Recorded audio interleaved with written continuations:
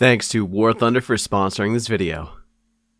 In the grim darkness of the 40k setting, you tend to notice a few things if you've been here for long enough. In the community, there is a tendency for absolutely no one to agree 100% on pretty much anything. The fanbase is so widespread that it's almost impossible for there to be almost a little overlap with anyone. And as someone, like me, who is involved in distributing information, lore, and giving my opinion on specific things, I tend to be caught in the middle of the occasional screaming match, so I have to kind of step out of that every now and then and point something out that I think is a little bit more positive. You know, set aside my ear-splitting headache, high blood pressure, and, currently rolled ankle, to just kind of give my opinion, and that opinion is that I have to point out that there is one thing that most people tend to agree on. One single thing that I've seen almost everybody in the community point out and go, yeah, this is the point where we intersect, and that is that the chapters of the Cursed Founding are pretty damn cool. If you are a fan of 40k, at least one of the chapters of the Cursed Founding that we know of are in your top 10. The Minotaurs, the Lamenters, the Black Dragons. It's kind of the best hits playlist of the weirdest shit from Space Marines possible. So I decided to do a little bit of a brief overview of the Cursed Founding, cover the various chapters in a point form, and give you the lore overview of everything you need to know to understand it. Does this mean that I'm not going to cover any of these chapters in the future? No. I just love the Cursed Founding, kind of wanted to make a compilation video to gas them up, and also gives me an excuse to kind of do a little precursory research before I get into it. So regardless, what even is a founding? Why is there a cursed founding? And why exactly is it cursed? We will cover all that and more in just a moment. Before we do, I just want to have a brief word from our lovely sponsor. Quick question. Do you like tanks, fighter jets, warships, absurd levels of detail in war games? Considering you're watching this video, I'd wager the answer is yes. And if so, you should play War Thunder, a free-to-play, pulse-pounding, top-tier military multiplayer action game. Having the best graphics in wargaming, always improving, they just added ray tracing, and my eyes weep at the sight of the APFSDS coming directly at the cockpit of my tank. Which matters, by the way, because if you didn't know, the vehicles are not just stats with wheels and a gun. They are individually modeled parts connected together to make it so that each interaction in the game is a unique adrenaline-fueled encounter with levels of immersion so intense that no two battles are the same. With the new Hornet Sting update, a whole heap of content has been either added or updated based on player feedback. Like the gameplay of naval battles has been massively overhauled, and a bunch of new jets have been added, like the FA-18 and the SU-30. Needless to say, now is the best time to get into War Thunder, so of course, I have a gift for all new players, as well as anyone who hasn't touched the game in over half a year. Just click my link in the description to download War Thunder on PC, PlayStation, or Xbox. Doing so will get you a special gift of 100,000 Silver Lions, a special decorator, the Eagle of Valor, and a bunch more. You can also completely immerse yourself in War Thunder Mobile for free on iOS or Android using my link in the description. Thank you to War Thunder for sponsoring this video. That out of the way, what even is a founding? Well, it all technically started with the second founding. See, the first founding was literally just the creation of the 20 legions of Space Marines from their Primarchs, but each founding afterwards was basically done to serve a purpose. This purpose varies, but they generally kind of stay under the same banner of we need more chapters of Space Marines. And alongside that, it's also just to send Space Marine chapters off to deal with threats that pop up. How it works is usually Marines are mustered with various chapters, while gene seed is collected from repositories to bring them up to strength. And a new 1,000 Marine chapter is put into place somewhere to defend something, attack something, or just bully people wherever they go. The second founding was mostly to divide up the legions into smaller chapters so that they could comply to that new rule of no Space Marine groups should mass over 1,000 unless they're under crusade. Shout out to the Black Templars who are just always on crusade. And there are exceptions to this rule of dissension, like some chapters can actually trace their lineage to other successor chapters, where their initial ranks were drawn. Good example of that is the second founding chapter of the Marauders. Their gene seed and some of their warriors were actually used to found the 8th founding chapter of the Mantis warriors. Thus, the lineage isn't directly to the White Scars, and it is actually to the Marauders, then to the White Scars. And sometimes it's literally just chapters created out of random gene seed tithes that go to Terra every year in order to, follow some kind of code and law that all Space Marine chapters have to do. These are more just direct successors that have a little bit of mutations in them depending on the gene stock that they are implanted in. But what happened in the 21st founding, aka the Curse founding, was more of the latter rather than the former of what I just described. Basically, they wanted to go in with raw, clean, untouched gene seed to make new Marines. But some rather upstarts, Mechanicus adepts, thought they could, with their experience, f*** around with the gene seed to make perfect Primarch level Space Marines. They could remove the gene seed flaws from each chapter and make them stronger, faster, smarter, that kind of thing. Think the Ultima founding, but instead of Belisarius Call, you have like 6 to 10 chimpanzees working in a lab with coats on. It's kind of cool. Which, if you couldn't tell by that description and my tone, they were not successful in the slightest. And in fact, they f***ed up on some of these chapters so much that there is some kind of indefinable actual level of curse that is put on them. And we'll get to the Lamenters later. Regardless, the Cursed Founding basically had a whole host of mutant chapters arise out of their ranks. There was promise in these chapters initially, as the mutations didn't manifest quickly. But the big thing here is that each chapter, without exception, had some kind of oddity or problem with them, with only a few being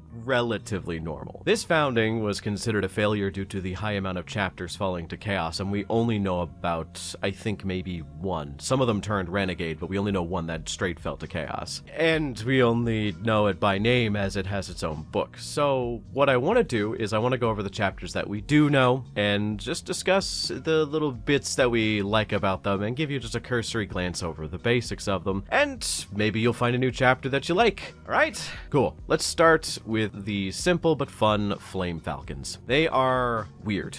They were one of those chapters that, after they were created, they had shown to be pretty promising as far as Space Marines go. Especially courageous and filled with a level of bravery that would border on kind of stupidity in some areas, but it's how she goes. They were allowed to exist for a great many decades before their weird chapter mutation would manifest, and to be fair, I think it is likely one of the weirder ones to get, because basically during a very long and drawn-out combat campaign on some backwater planet in the middle of nowhere, the Flame Falcons were fighting off some unknown threat. It was probably the biggest engagement that the chapter had ever been a part of. The entire chapter had been deployed. The first company, in the midst of combat, suddenly started to burst into flames without much notice. This caused their commander to, reasonably so, be a bit concerned that they were fighting some kind of fire wizard who was vaporizing their Space Marine troops, so he decided to get a bit closer, also calling an Inquisitor to get some help against some witches, because apparently there was an Ordo Malleus Inquisitor nearby, which is always helpful, I guess. So he showed up, and he discovered that not only were his first company not dying,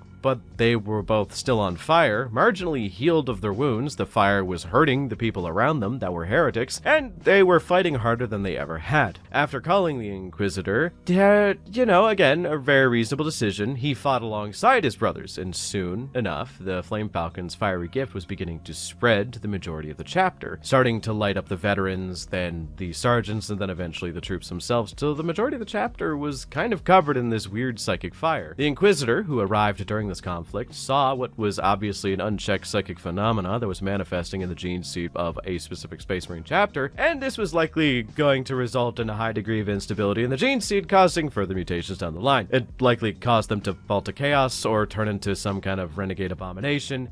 For the third time, I will say, a very incredibly reasonable thing to think. Now, the chapter master at the time, unfortunately, he had no more reasonable bones in him after his first 2 clean swipes, because he thought it was a gift from the Emperor that allowed them to fight on and on. So that was not very smart to call the Ordo Malleus rebellious Inquisitor first, but like, you know, chapter masters gotta do what they do. Yeah, it ended with the Inquisitor skulking away and saying, yeah, no, it's fine, guys, keep on keeping on. And then letting the Grey Knights know of the chapter's little gift, and I said that with actual air quotations, even though you can't see. God, I'm stupid. And then the Grey Knights banded together and completely decimated the chapter, more or less to a man. There is some rumors that a few of them escaped, and I doubt it, but there is a chance that they did, because the Grey Knights do tend to be pretty thorough with whatever they do. There's a theory that they might have turned into some kind of version of the Legion of the Damned, but I don't know. That's kind of all we really know about them, condensed into like a little bite-sized story.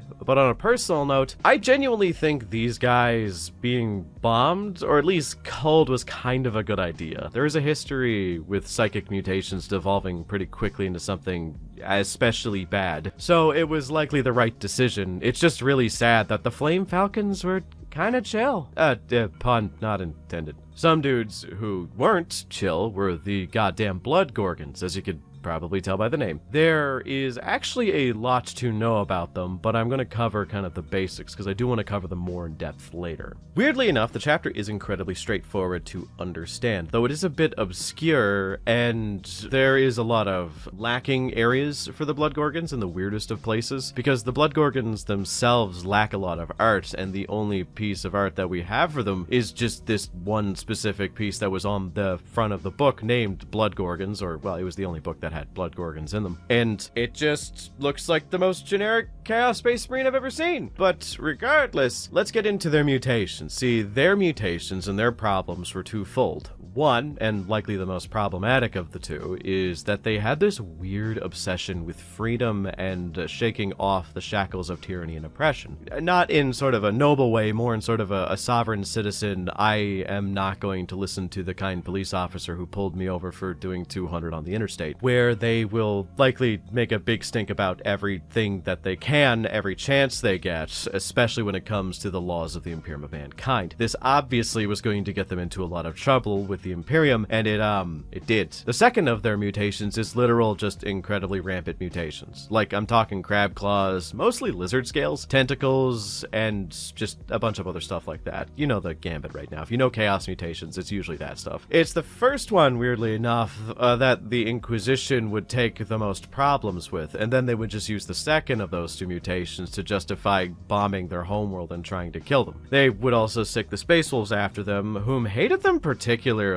But here's kind of where the weird plot twist begins. After years of being in the Eye of Terror and being chased off from their planet, they started to mutate quite a lot more, but due to their weird predilection towards freedom and not being bound to anyone's will, it divided them into these small kingdoms of space marines that ruled over their small lots of just groups of 50 to 100 marines. Think smaller companies that were just this small fiefdoms or baronies that were stationed in a Space Hulk. This Space Hulk was kind of their base of operation, and no one kind of led the chapter, but eventually the original chapter master of the Blood Gorgons decided enough was enough, and through slaughter and charisma would bound the whole chapter to his will. Now, normally how this goes is the new Chaos Lord will go on a bit of a power trip and rule by, murdering anybody who dissents with him, and that happened a little bit, but not really as much as you'd expect. See, there was a bit of a civil war for him to kill any of his brothers who were dissenting to his opinion, but the ideas that he was kind of preaching were actually not immediately horrible. So what did this end with? Once his brothers were banded under his will, there was this new ideal. This ideal of bonding brothers together. Literally and figuratively, he decreed that no more should brothers spill the blood of other brothers. They invented this blood bonding ritual where one brother would be bonded magically to another. They would come in pairs, and they would share thoughts, emotions, and all that. It's actually pretty cool. And it would make it so that no matter what, there was always a base level of empathy between each brothers, as they would all be protective of their bonded pair. I weirdly enough want to do a deep dive into these guys a little bit later because it's such an interesting premise. I'm going to finish their book relatively soon, and I'm very much interested in a lot of what they have. They're super mutated and pretty vicious, but weirdly incredibly successful as a piratical faction.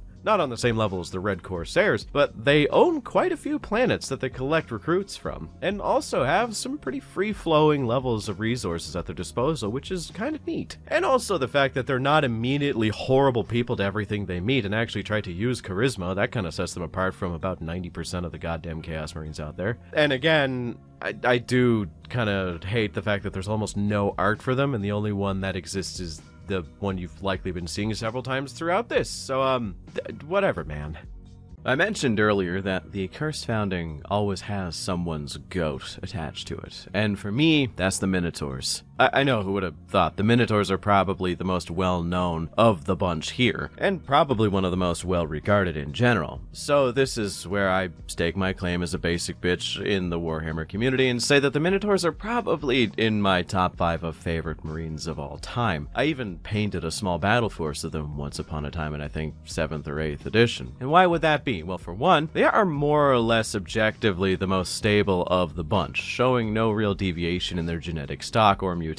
Though, don't worry, they do have some fucked upness involved with them. So, let's get into it, shall we? And spin a cute little yarn. Basically, the Minotaurs are a Space Marine chapter of attack dogs. I've heard it be said that they are the attack dogs of the High Lords, but personally I think they just take any chance they can to kill any other Space Marines. See, the High Lords tend to get Space Marine chapters under their control, or at least under their command, that have a high success rate in terms of winning battles, but a low success rate in keeping civilians alive. They are incredibly dangerous, and they specialize in taking out fellow Space Marines. I should note, this isn't really Chaos Marines. They are good at that, don't get it twisted. They love killing Space Marines no matter the color or spikiness, but no, they specialize in murdering renegades and suspected traitors, which, it's kind of no bueno, and likely would get them into trouble if they weren't one of the most resilient, tactically sound, and successful chapters of Space Marines out there. Like, these guys have the gall to fuck with the Grey Knights, and they walk away, relatively speaking, unscathed. To give you an example as to how cracked these guys are, in some of the older editions, many of the chapters of Space Marines would be given rules, but no models or even really a guide on how to paint or play them or set them up. I kind of miss those days, but whatever. But there was a lot more keywords back then that you could kind of float around, so you could just be like, Mantis Warriors, all your guys have Infiltrate, Hatred, Astral Claws, and whatever. They would just have like a bunch of different keywords that made them a little bit specific, so listing off your special rules could be one sentence. But this kind of keys into one of the specific keywords that I liked, and is still kind of used in a lot of the other games that GW puts out, which is Hatred. Hatred always has sort of an empty set of brackets next to it that whatever is in those brackets is something that this model or unit specifically hates. And if you were to charge that specific type of unit in melee, you would get a bunch of bonuses. So like, for example, Chaplain Grimaldus always had Hatred Orcs, Tyrannic War Veterans had Hatred Tyranids, so on, so forth. It's pretty easy to predict. But as a faction, you want to know what the entirety of the Minotaurs got? Hatred Space Marines. Not Chaos Marines, Space Marines. Meaning if you went up against another loyalist player, you got better in melee against them, which is such a cute little flavorful thing. They have an obvious Spartan aesthetic, and the big thing that is likely their mutation is that they are mean. Not mean in a cruel way like the Marines Malevolent, where they keep a scorecard for all the war crimes and civilians they kill in a certain day, but the Minotaurs are particularly mean in a very apathetic way, where it doesn't matter who you are, if you get in their way, you will be introduced to a deep hole in the fucking ground quite promptly, and they have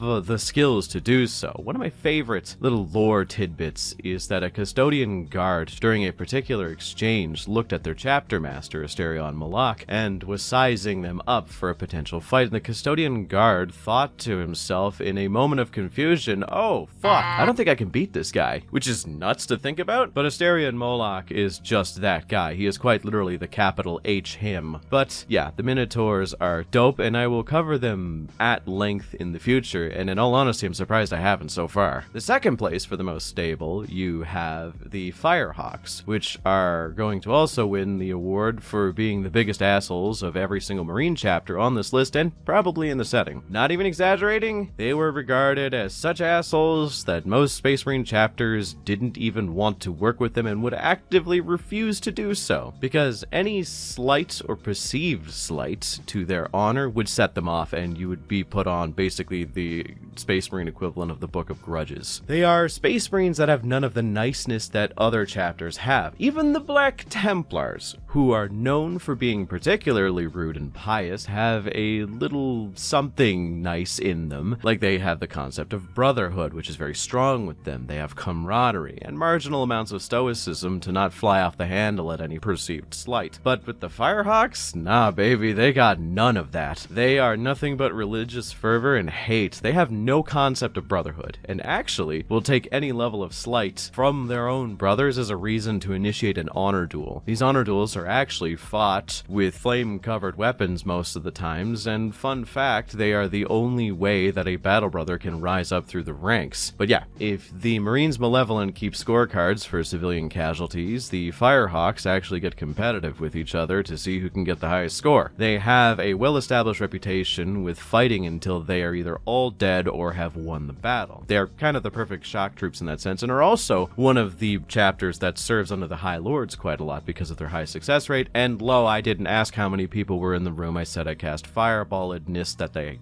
kind of have going on. Due to them taking any insult incredibly personally, they actually have a tendency to be very under strength as far as the chapter size. Regardless, the Firehawks are another chapter I want to cover at some point, so I'll keep it short here. But after participating in the Badab War, they were pretty well known to get the job done at any cost, though this kind of led them into the weirdest part of their existence, which is where they kind of ended up. And where do they end? Well, there is some lore implications that state they might be the Legions of the Damned now, but that is a story for another time. Okay, we have been talking about normal people for a bit too long. We need to talk about some freaks again. So, let's talk about the Black Dragons. The Black Dragons are probably one of the most well-known mutant chapters in the entirety of the setting. They are absolutely weird little freaks, and I love them. I just wish they had more of a distinct paint scheme, because, well, an all-black power armor scheme is weirdly incredibly common, and I'm dog shit at kit bashing and modeling, so making little bone spikes and shit is not exactly easy for someone like me. Regardless, yeah, the mutation of the Black Dragons is pretty well known. They have a malfunctioning os modula, causing them to be one of the biggest chapters of Marines, with their Marines being almost a foot taller than most other Space Marines. Also, they have weird bone protrusions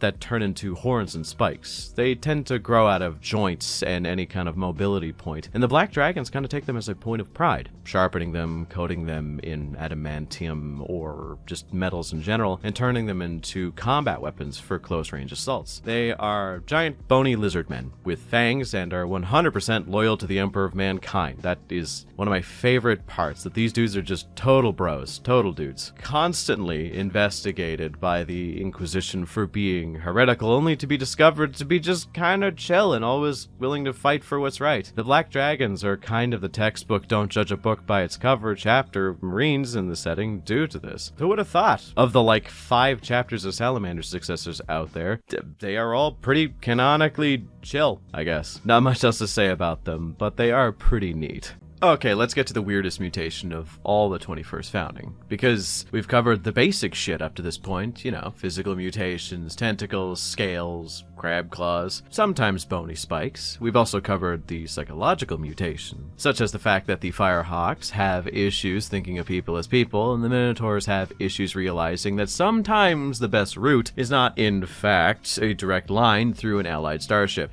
But we haven't covered the weirdest mutation of all yet, and that is cosmic disharmony. At least that's kind of my term for it. I like to think that the 40k universe has a certain tally that it keeps of the shit you've done and then punishes you accordingly. But sometimes it punishes you for just going against the fundamental laws of the universe, the rules that James Workshop himself has established. Like, a Tzeentch demon cannot defect to the side of Nurgle. It's literally impossible, and if you were to do so, some kind of karmic justice would be delivered. But we have found out that there is, in fact, a few other fundamental truths outside of that that cannot be denied, and one of them is that you can't un-Blood Angel a Blood Angel. Yeah, the Lamenters were basically the result of the Mechanicus trying to remove as much of the Red Thirst and Black Rage from the gene seed as possible, and just make them have all the benefits of the Blood Angels with none of the downsides. All nobility and no savagery, but the universe had a problem with this, and now is taking it out on the Lamenters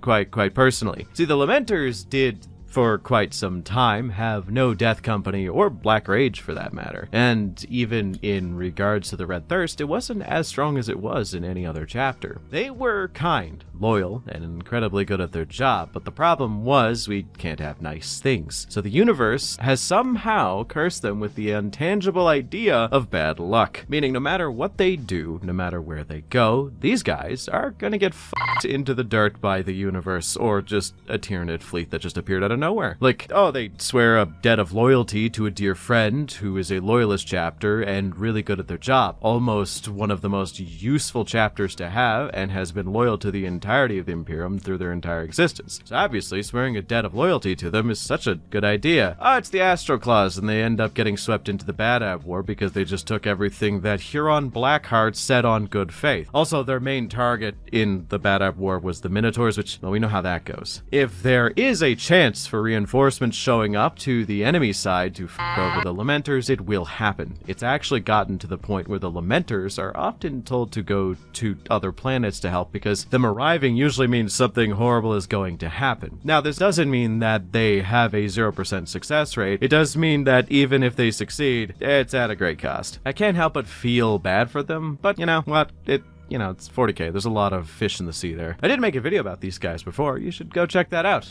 Speaking of, the Sons of Antaeus are weird. I think they are one of the weirder chapters as they have some of the more stable and useful mutations, but probably some of the worst rumors attached to them. So what is their weird gene seed flaw? Easy. They big and thick. That's it. They are literally just one of the tallest and widest set Space Marine chapters out there, and also have a certain level of prodigious girth to them that is pretty recognizable. These guys have a bad rep for being very silent, very stoic, and have a tendency to foot slog and weather whatever assaults would come their way as their main form of warfare. They're also known for being uncomfortably resilient in the face of pretty much all damage, shrugging off anything that would be considered lethal even by Space Marine standards. This usually has led to them fostering the reputation wherever they go that they have to be related to the Death Guard in some way, shape, or form. And we have kind of had it confirmed the other way around, but for an Ultramarine successor, they are kind of weird, and I like to think that there is the implication that there might be some kind of chimericization, which is not a word, of their gene seed with Death Guard, which I think is kind of cool. I'm going to keep this one a bit short because I literally just made a video for them, so if you want to learn more about them, as well as a few other things, then go watch that. Yes, that is a shameless plug, I do not care. Papa's got to secure the bag at any cost. Ahem. And that was all the chapters that we know of for the Cursed Founding. There is no wonder as to why this founding is so beloved by the fans of 40k. Every individual chapter has so much goddamn sauce. It has so much goddamn flavor that I can't help but feel that the Cursed Founding is the spiciest of all the foundings. Each one of these chapters deserves tons of lore, and each of them I do want to cover more in depth in the future, but yeah, which ones are your favorites? I assume the biggest fan favorite is likely going to be the Minotaurs, because the lasting memory of 300 has imprinted on the genetic memory of all Y chromosomes out there. But regardless, I know there are some Lamenters fans out there. Also, remember to like and subscribe as it helps the channel. Special thanks to my channel members for supporting me. By becoming a channel member, you are also able to support this content, support me, and also give me the opportunity to give more of these videos to all of you, and gives me time to research things. And if you want a few interesting perks alongside being able to see a lot of my videos earlier, then become a member today. It would help out quite a lot. Thank you once again for watching, and until next time. Real talk, which founding should I do next? Just do a full sweep of the second founding and make an hour-long video about that, or do a weird one like the Bastion founding? You know, I'm kind of up in the air. Thanks again to War Thunder for sponsoring this video.